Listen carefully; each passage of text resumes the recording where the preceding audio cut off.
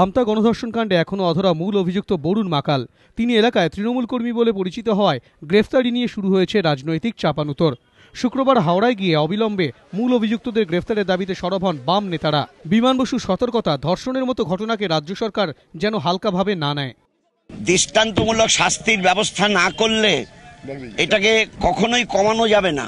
কমাতে হলে এটা গুরুত্ব সহকারে বিবেচনা করতে হবে।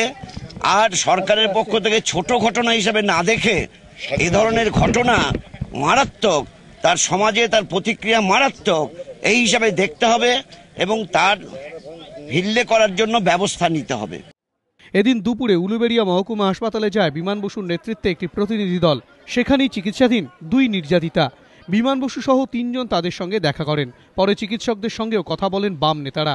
মঙ্গলবার রাতে হাওড়ার আমতার মুক্তিরচক গ্রামে বাড়িতে ঢুকে শাশুড়ি ও বৌমাকে ধর্ষণের অভিযোগ ওঠে। অভিযোগ, পরিবারটি সিপিএম সমর্থক হওয়ায় রাজনৈতিক প্রতিহিংসা চরিতার্থ করতেই ধর্ষণ করে এলাকায় তৃণমূল কর্মী বলে পরিচিত বরুণ মাকাল ও তার সঙ্গীরা। ওই দিন রাতেই ৮ জনের নামে আমতা থানায় অভিযোগ দায়ের হয়। গ্রেফতার করা হয় ৭ অভিযুক্তকে, কিন্তু এখনও অধরা মূল অভিযুক্ত বরুণ মাকাল।